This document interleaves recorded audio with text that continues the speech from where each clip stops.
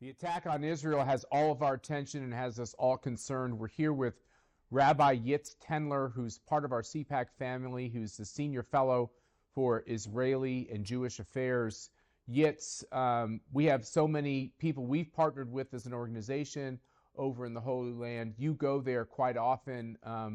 What is your latest take, and what's the intel on the ground that you're hearing?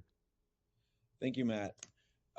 I cannot overstate the magnitude of the catastrophe that Israel is dealing with at this time. This is literally unlike anything else that Israel has experienced ever since its founding.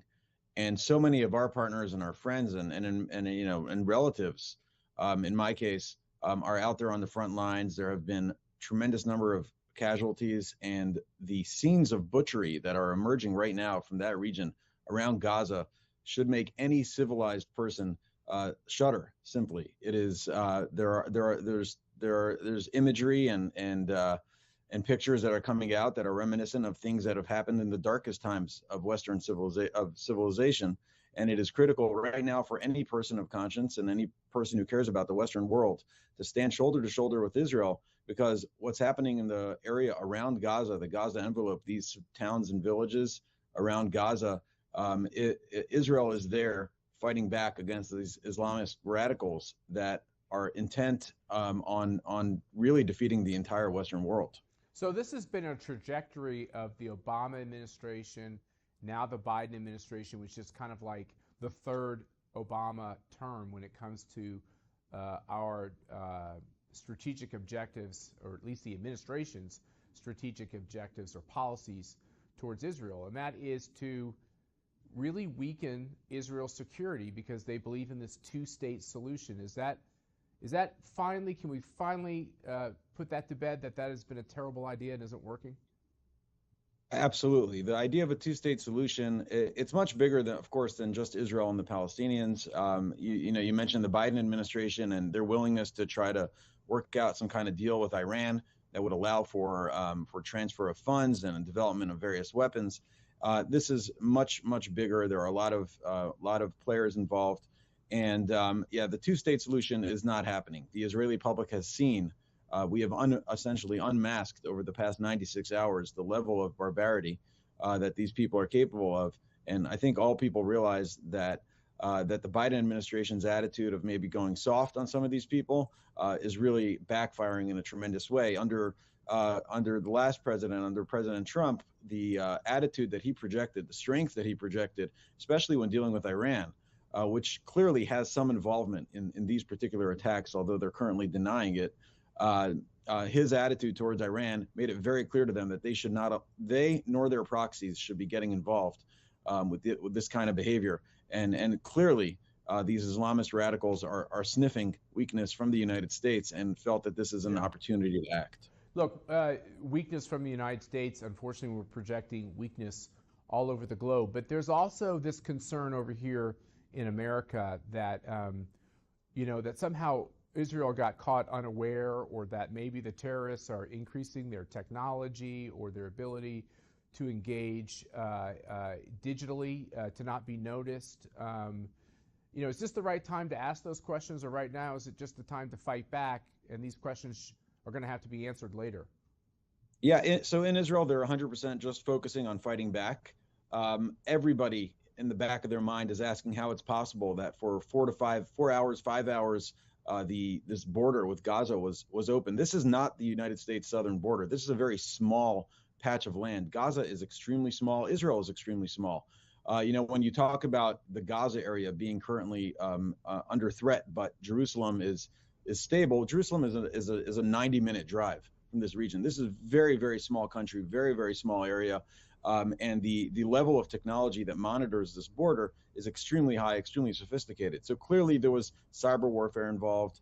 There's all kinds of speculation how that happened. There was a tremendous focus on using technology to solve problems, and perhaps to a fault.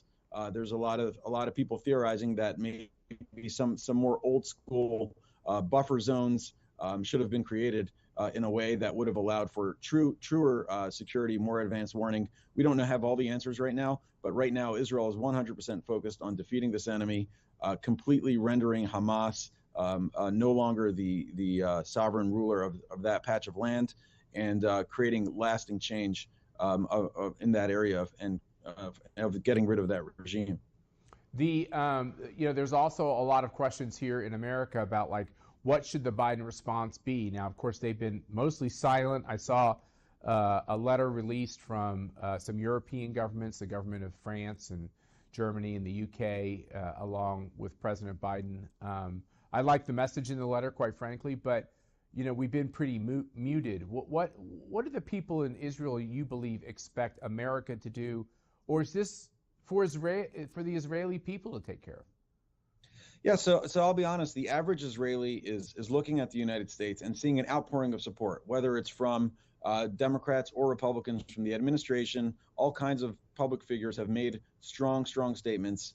There have been on the military side of things, there's been a lot of support for whatever Israel needs. So I'm seeing that some of our friends in Israel are speaking out and feeling that they are being warmed by the American response, broadly speaking, in terms of very specific policy differences between the Biden administration and others, and how they would have approached this. At this moment, they're kind of just focusing on the fight.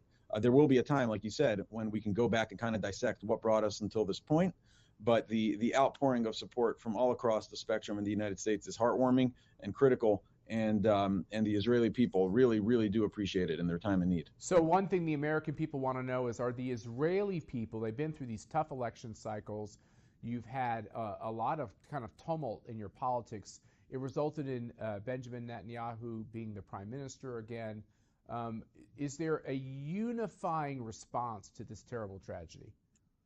Absolutely. This is, you can almost say a silver lining for this horrific event that all Israelis of all stripes, where perhaps even a week ago would have been pretty divided over certain issues that of course we've talked about over the years, are really standing shoulder to shoulder. They're realizing this is the time to get together, stand together around core commitments to basic Western ideals, to civilization, to maintaining a sovereign Jewish state. And this is going to wind up making Israel much stronger, much more consolidated, much more unified. And there's no question that is, to some extent, a silver lining, but there are very tough days ahead. The Israeli people, certainly in the Gaza area as well as in the north, are at tremendous risk. And the thoughts and prayers of friends of all faiths, especially Americans, is tremendously appreciated and valued by the Israeli public. And they're looking and they're watching. And frankly, as you know, there are many American citizens who are not only dead, not only wounded, but currently captive. And so the State Department, when you talk about what could the Biden administration be doing more, I very much hope that the Secretary of State Blinken and all diplomatic resources are being brought to the table here to ensure that these American citizens are going to be freed, healthy, and that those who have taken them captive are going to be held accountable to the full extent possible for their crimes against humanity in what they did. There's this whole talk of the $6 billion that was just given to the terrorist regime in Iran. We're not speaking of the Iranian people. We're speaking about this, fascist theocratic government that rules their people with an iron fist, by the way. Part of the Biden strategy has been constantly kind of paying for the release of hostages. Ronald Reagan got into a lot of trouble for trying to barter for hostages. Biden seems to keep doing it. In a way, did they almost ensure that the terrorists would do everything they could to get more hostages, knowing that the Biden administration might, in some perverted way, reward them for that? There might be some truth to that. I doubt that they knew whether there would be American citizens among the captives. But what is clear in Israel also, unfortunately, has a rich history of releasing terrorists in exchange for captives. And I think all observers see that as emotionally enticing as that might be to get innocent civilians home. Unfortunately, releasing convicted terrorists back into the streets, first of all, has directly led to additional dead. Second of all, has sent a message that this is a legitimate tactic. And I think there's a lot of hope that this current round of fighting will be the last round of fighting, and that there will be a new dawn of the Middle East after Israel concludes what they do in Gaza, and there will be strong messages to terrorists around the world. And not only Israel, but also the United States are going to shift their tactics when it comes to dealing with thugs, murderers, like both Hamas and Gaza, and of course state sponsors of terrorism, terrorists like Iran, and that the United States has to shift their posture towards them, towards dealing with them, and the entire Western world has really got to stand unified and treat them like the barbarians that they are. Well, that's part of this, which is some people are saying this isn't just an attack on Israel, this is an attack on the West, on the attack on civilization, on an attack on the important brotherhood of Christians and Jews, the New Testament and the Old Testament. When we were on the ground for CPAC Israel, which you helped organize, we talked about the strategic importance, obviously, of Israel, the precarious situation it's in, but then this really troubling piece of it, which is, you have this war between Russia and Ukraine. You have China, which is saber rattling over there, and vis-a-vis Taiwan and other places. It's a dangerous place. The world has become a very dangerous place in a very short period of time, even though people could see it coming. What do we do at a time like this when there is so much aggression? How do we know how to prioritize? I mean, some people in America, it's all about Ukraine, and I think a lot of other people have said, be wary, because we have other hot spots, and now Israel just became one again. Yeah, so is your question, is this a faith question, a tactical question, geopolitical? More of a tactical question. Is this almost part of the strategy of these evildoers to spread our attention to multiple areas on the globe, and do we have the resources to respond in kind to all these hotspots? And that's a great question. Can we keep Israel as a priority? Right.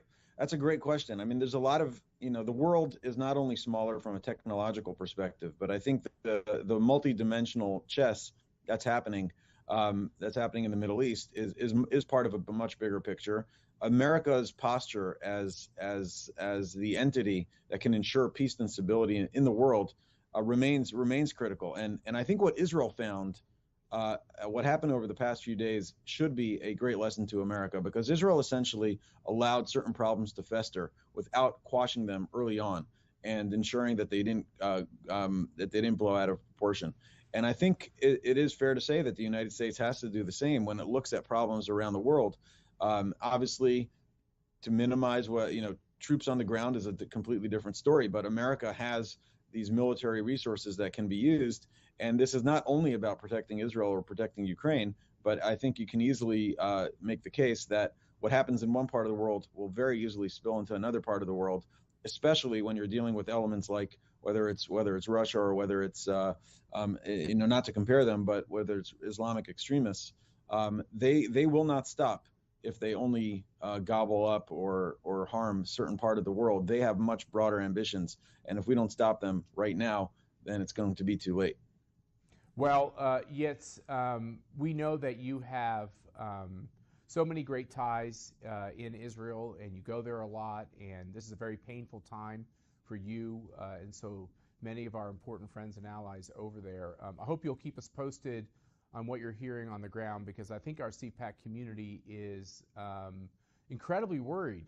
And so I'd like to just end this conversation with asking you, how do you think it ends? Yeah, thank you for that, and I do hope to write a blog post, kind of to update the CPAC community, the CPAC family on this. So I appreciate that. The best case scenario in terms of how it ends is that over the next few days, Hamas literally is removed from the equation, and that seems to be at the moment the focus of Israel. We're very much hoping that it doesn't broaden into a multi-front crisis, which is possible as well, especially if Iran and other actors feel like they kind of lost the momentum that they may have had. So unfortunately, Israel will be burying dead for many days to come. So there are some very sad and somber days ahead. Just over the past few hours, 40 children have been discovered. Some of them were burnt, some of them were beheaded. We're talking ISIS-level atrocities, Holocaust-level atrocities. The trauma, the national trauma is there, and it's not going away. There's going to be a long road ahead to recover from the trauma that that we've all collectively experienced, and especially, of course, the families of those that have been affected. So we're hopeful that the IDF response is strong, is iron-fisted, is uncompromising, and will send a message to the world at large that that Israel is here to stay, Islamic extremism should not be tolerated, and that America will also have the security that it needs as a result of the strong posture that Israel takes here. That's right.